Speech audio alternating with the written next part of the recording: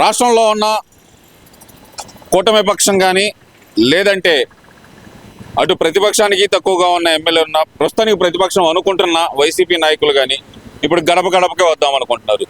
కూటమేమో సుపరిపాలనకు తొలిగడుగు అంటే మరి వైసీపీ నాయకులేమో ఇది రీకాలింగ్ చంద్రబాబు మేనిఫెస్టో అంటూ ఇద్దరు గడప గడపకు బయలుదేరుతున్నారు. ఎవరికి ఆదరణ ఉండే అవకాశం ఉందంటారు? ఇంకా చెప్పేదే ఉందండి. ఇక చంద్రబాబు నాయుడు గారి గురించి చక్కగా ప్రజలందరూ మొన్న తల్లికి వందనం వేసిన కాడి నుంచి ప్రజల్లో ఆదరణ మామూలుగా పెరగలేదండి. ఎందుకంటే వాళ్ళలో ఒక మంచితనం వచ్చేసింది. ఒకప్పుడు ఏంటంటే అతను తల్లికి వందనం వేసే వాళ్ళకి ప్రజల్లో మాకు అమ్మఒడి ఎన్ని 15,000 కాపు ఇవన్నీ వేస్తా ఉంటాడు కదా, అతని మీద ప్రేమ పెంచుకున్నారు. ఈ ఎన్నిటికన్నా కానీ ఇప్పుడు ఏమైందంటే ప్రజలకి భూములు పెరిగినాయి, వాళ్ళకి గంజాయి మారక ద్రవ్యాలు కొద్దిగా తగ్గినాయి. దానివల్ల ఏంటంటే ప్రజల్లో మంచి స్పందన పెరిగింది. ఎందుకంటే గంజాయి తోటలన్నీ ధ్వంసం చేసేశారు. ధ్వంసం చేసేసి ఎక్కడికక్కడ పిల్లల్లో కూడా కొద్దిగా మార్పు వస్తుంది. ఇప్పుడే ఒక 10 వచ్చింది. నిజంగా 100 కొందని నేను చెప్పకూడదు, తప్పండి. ఉండదున్నట్టు మాట్లాడుకోవడం ధర్మం. 10% ఇప్పుడు పిల్లలకి ఇప్పుడిప్పుడే జ్ఞానోదయం అవుతుంది. ఎందుకంటే గంజాయి మారక ద్రవ్యాలు తగ్గిన వల్ల వాళ్ళలో ఒక మంచి భావం కలుగుతుంది పిల్లలకి.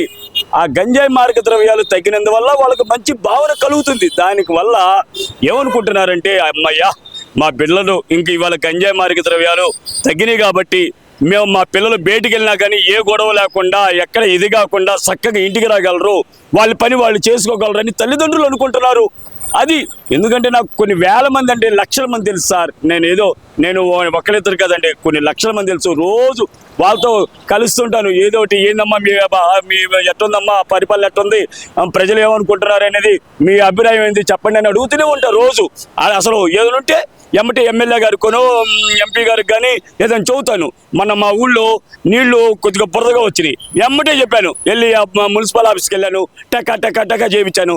కొద్దిగా వాటర్ మురికి నీళ్లు రావట్లా, ఏదో పైప్ పగిలిందంట, పైప్ పగిలితే మురికి నీళ్లు రాకుండా పోయినాయి. అది అట్ట నేను చేస్తూనే ఉంటాను. ప్రతి ఒక్కరు నాకు ఫోన్ చేస్తుంటారు. ఇదంతా ఓకే, మరి కూటమి ప్రభుత్వం ఏం చేయట్లేదు, సంవత్సర కాలంలో పూర్తిగా విఫలం అయిపోయిందని చెప్పి జగన్మోహన్ రెడ్డి వాళ్ళ కార్యకర్తలకు పిలిపించాడు. క్యూఆర్ కోడ్ ఇచ్చి ప్రతి ఇంటికి పంపిస్తున్నాడు.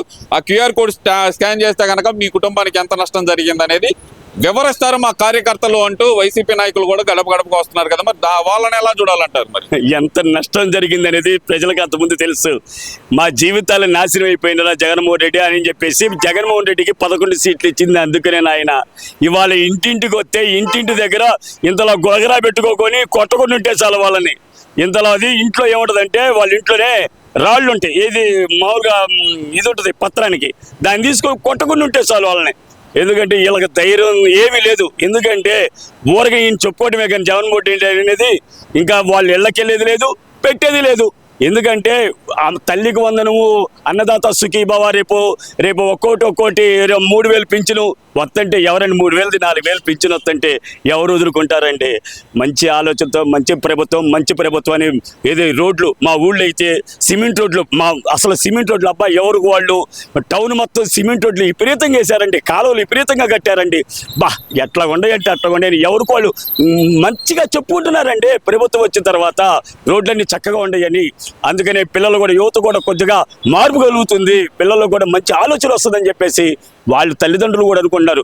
మీరు వెళ్తే గులకరాలతో కొడతారా బాబా, మీరు వెళ్ళలేరు. నిజంగా చెప్పాలంటే మీరు వెళ్ళరు. కొడతారు, పూలతో స్వాగతం పలుకుతున్నారు. మాకు అసలు కూటమి ప్రభుత్వం మీద పూర్తి వ్యతిరేకత వచ్చేసింది అంటున్నారు కదా. పూలతో కాదండి, ముళ్ళ బాటేస్తారండి. ముళ్ళ బాటేస్తారు వాళ్ళకి.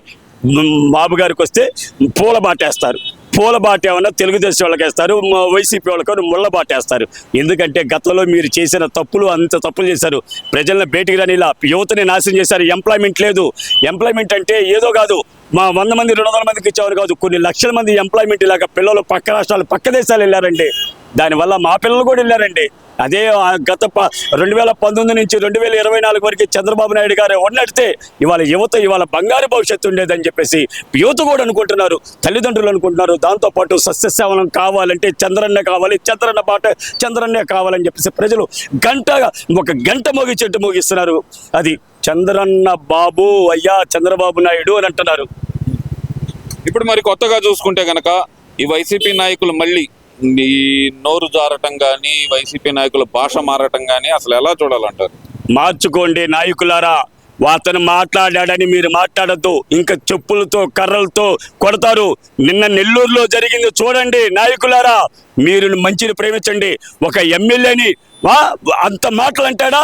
ఏం మాట్లాడి ఆ మాట్లాడేది నేను అన్నాను. ఆ మాట అనకూడదు. నీ ఇల్లు ఎందుకనే ప్రసన్న కుమార్ రెడ్డి గారు, నీ ఇల్లు నువ్వు ఎందుకు ధ్వంసం చేయాల్సి వచ్చింది? నేర్చుకోండి, భాష నేర్చుకోండి, మంచి నేర్చుకోండి, మంచిని గౌరవించండి. మంచిని గౌరవిస్తే మిమ్మల్ని ప్రజలు ఆదరిస్తారు. ఎప్పుడైనా మంచిని గౌరవిస్తే ప్రజలు ఆదరిస్తారు.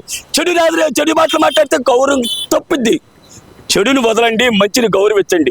ఎప్పుడైతే మనం మంచిని గౌరవిస్తామో అప్పుడే మన రాష్ట్రం, మన దేశం, మనం అందరూ సస్యశ్యామలంగా ఉంటాం. మన మిత్రుడు ఎప్పుడైనా పక్కనోడైనా సరే వాడు హాయిగా ఉండాలి, వాడు బాగుపడాలి అని కోరుకోవాలి ఎప్పుడైనా సరే. అట్టనే మీరు కూడా రాష్ట్రం బాగుండాలని కోరుకోండి. మీరు నాశనం అయిపోవాలని కోరుకోవద్దు. మీరు కూడా అధికారంలో ఉండొచ్చు, లేకపోయినా పర్లేదు, ప్రశాంతంగా జరగండి, హాయిగా జరగండి. మీకున్న డబ్బు, మీకున్న హోదాకి ఎక్కడికి వెళ్ళినా కానీ మిమ్మల్ని గౌరవిస్తారు. మీ జీవితాలు సస్యశ్యామలం చేసుకోండి. ఎంత వదిలేసేయండి, హాయిగా బతకండి, హాయిగా జరగండి. మీరు చెడును మాట్లాడవకండి, చెడుని చేయవకండి. మరి ఇప్పుడు కొత్తగా చూస్తే వల్లభనేని వంశీ హాస్పిటల్లో జాయిన్ అయ్యాడు. నిన్న ఎలా చూడాలంటారు? జైలు నుంచి బయటకు వచ్చాడు, 4 రోజులు ప్రశాంతంగా తిరిగాడు, మళ్ళీ హాస్పిటల్లో జాయిన్ అయ్యాడు. తన కర్మ తను అనుభవించక తప్పదు. గతంలో భువనేశ్వరమ్మ గారిని ఎన్ని మాటలు అన్నాడు. అసెంబ్లీ సాక్షిగా బేట ఎట్టబడితట్టు అన్నాడు. మన తల్లిదండ్రులు మన కన్నది పెంచింది ఈ రకంగానేనా? మన తల్లిదండ్రులు ఏ రకంగా పెంచి పోషించాలి? మన తల్లిదండ్రులు కూడా ఇదే మాటలు మనల్ని అంటే మనం ఎంత బాధపడాలి? తప్పండి. మన తల్లిదండ్రులు మనం అనిపించుకోకూడదు, మనం అనకూడదు. అంటేనే కదా ఇట్లాంటివి జరుగుతుంది. ఎప్పుడైతే ప్రజలు నేను ఉండాను, ఎప్పుడు ప్రజల్ని ఏమో కోరుకుంటా తెలుసా? దేవుణ్ణి ప్రజలందరూ బయటకు వచ్చేటప్పుడు ప్రజలందరూ ఆనందంగా, ఆరోగ్యంగా, ఐశ్వర్యంగా వాళ్ళతో పాటు నేను కూడా ఉండాలని కోరుకుంటానయ్యా. వాళ్ళందరూ సస్యశ్యామలంగా ఉంటే నేను సస్యశ్యామలంగా ఉంటాను, వాళ్ళందరూ నవ్వుతూ ఉంటే నేను నవ్వుతూ ఉంటానని నేను ఎప్పుడు కోరుకునేది అదేనయ్యా. మరి వైసీపీ నాయకులు తమ పాత అలవాట్లు ఎందుకు మార్చుకోలేకపోతున్నారు? మార్చుకుంటున్నారు. ఇప్పుడు కొంత మార్చుకున్నారు. ఏదో 10 మంది 15 మంది అతను మాటలకి ఇదైపోయి ఏమైనా అంటాడేమోనని ఈ భాష మాట్లాడుతున్నారు. ఇంక ఈ మాటలు కూడా గుండంగా ఇంకొక సంవత్సరంలో ఈ మాటలు కూడా ఉండవు. వీళ్ళు కూడా కొద్ది గొప్ప మన వాళ్ళతో, తెలుగుదేశం వాళ్ళతోనే కలిసి పనులు జరిగినా జరగకపోయినా వీళ్ళతో కలిసిమెలిసి ఉంటారని నా మనస్సాక్షి చెబుతుంది. ఎందుకంటే అందరూ కూడా చాలా మంది ఇవాళ వైసీపీ నాయకులు కానీ, ఎందుకంటే అన్న గతం వద్దన్న మనం అందరం కలిసిమెలిసి పనిచేసుకుందాం, హాయిగా బతుకుదాం. ఎందుకంటే మా పనులు కానీ ఏం అవసరం లేదు, మనందరం కలిసిమెలిసి పనిచేసుకుంటే రాష్ట్రం బాగుంటుందని చాలా మంది అనుకుంటున్నారు ఇప్పుడు.